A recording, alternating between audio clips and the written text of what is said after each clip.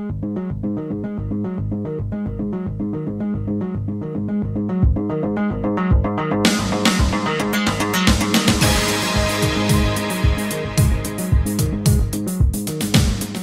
it from the top. This all started around June, was it, when you first applied to the school for Olivia? I actually picked up an application from the school before June 11th. It was probably the first week in June. Took a tour of the school. Okay. They told me about their academics, showed me classrooms, went over price lists, how many days a week they offered, what times. We went over everything that they would need to know in order to enroll into school. At that time, I was handed a packet in order to apply and fill out all the paperwork for school. I was told to bring that back with a $100 registration fee because at that time we were going to enroll Olivia and Spencer. And it took me probably about a week in order to get that packet back to them. When I took it back to fill it out, all the paperwork that we've ever had, as far as doctor's visits, dentist visits, anything that has to do with the kids, all the forms are all the same. It's either mother, father, it's not parent, you know, mother, father. It's never been those types of forms. So it was no different from me filling out any other form that I've ever filled out before, crossing off the father's name and writing mother up top of it and putting Tracy's name in that slot. It's never been any different for me. So I filled out the paperwork, took it back to them with a check. Everything was fine. Everything was normal. Got a packet in the mail maybe a month later, month and a half, welcoming us to the school. Here's a student handbook. Here's a letter. These are the events that we have going out throughout the year. Spirit wear. Here's, you know, of course, here they start with, you know, you need money for this and money for that. Right. And so we looked through the packet. There was nothing unusual or out of sorts. There was still some last minute paperwork that I needed to get into the school, a copy of her birth certificate, and I still hadn't set up what they call a FACS program, where basically it's an outside company that takes money out of the schools. A lot of the private schools use them in order to debit the money out of your account automatically every month for tuition for school. And that was, I turned all that in and filled that out on August the 10th. Nothing was said that day about anything being wrong with her being admitted into the school. We received another packet in the mail, or a letter saying that Parents' Night was on Tuesday the 17th. Both Tracy and I attended that. We walked in, we sat down, we listened to, you know, all the teachers introduce themselves and what grade they taught. The priest and the headmaster all talked and just basically said, welcome to the school, welcome, you know, if you have any questions, please feel free to ask, please feel free to, you know, we're always an open door of questions.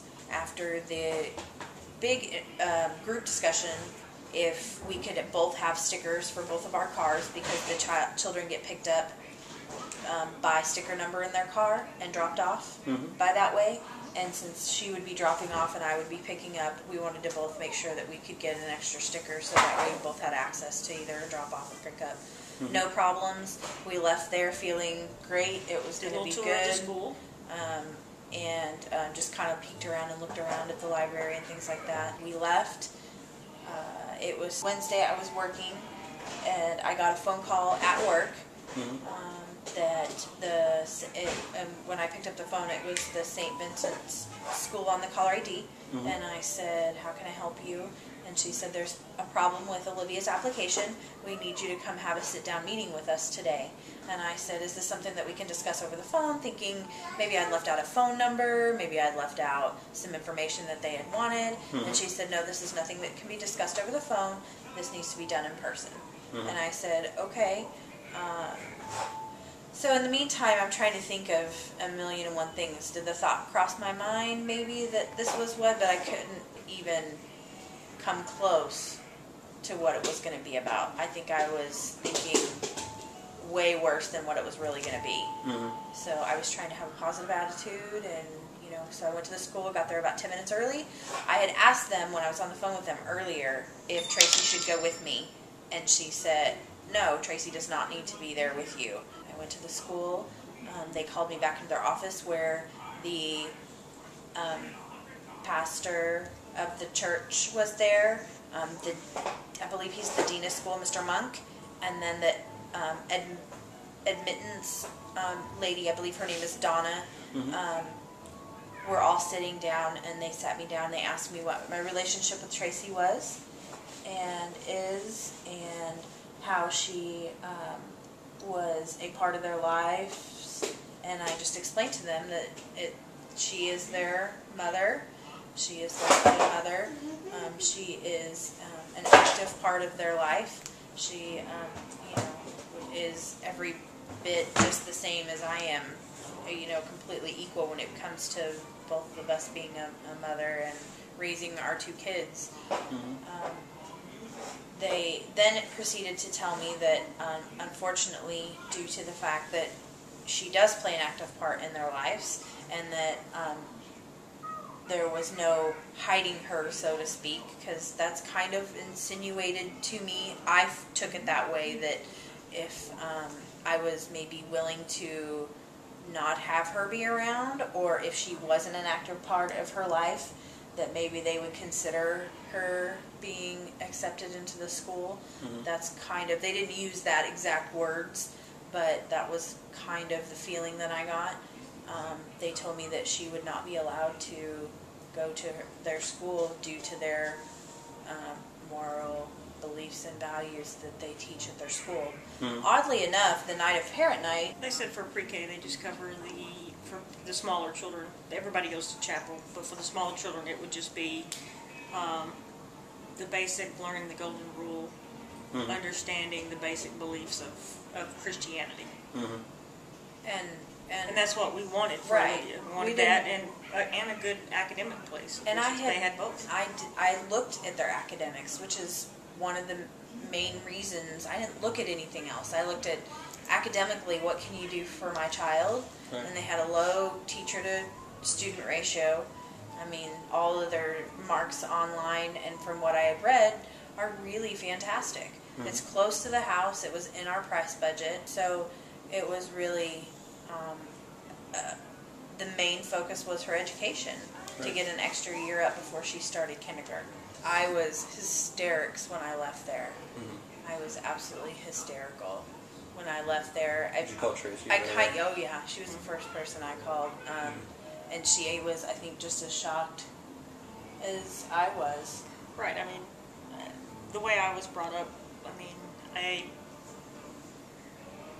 we even talked about it at the beginning that there might be a possibility that something like this would happen. But now that it had been 3 months since we filled out the application, and there was no questions at all. We, kind of felt like, okay, well, they accepted. That's great. They're going to let Olivia go there. That's where we want her to go. And then to find out, 3 days before school starts that or 4 days, whatever it was, that they just figured it out. I mean, it was pretty. We've read it in news reports that they've been trying to get a hold of me all summer long. But if that was the case, when I turned in paperwork on August the 10th and filled out the information that they needed in order to be able to debit the money out of my account on August the 10th, why wasn't anything said there? If they already knew that she was going to be denied to the school, then why wasn't that brought up at that time? Right. Or even at parent night, or they had plenty of opportunities. They knew my phone number. They obviously, the first time they called work, they got a hold of me. So, I mean, they've had that number for how long? I really, truly believe that parent night, they went, holy moly, they are two lesbians together, and we've got a problem. But we're just everyday people that do everyday things that everybody else, we have problems and issues, and our kids, throw temper tantrums, and, we're normal people that just wanted our child to have a good education. If persecution, if that's what you want to call it, happened to just us, Jill or I mean, we're adults, we can handle it. But they've taken it a step farther than that. They discriminated against us because we're gay, but took it out on our 4-year-old daughter. And that's just not right. I mean, there's no part about that that's right.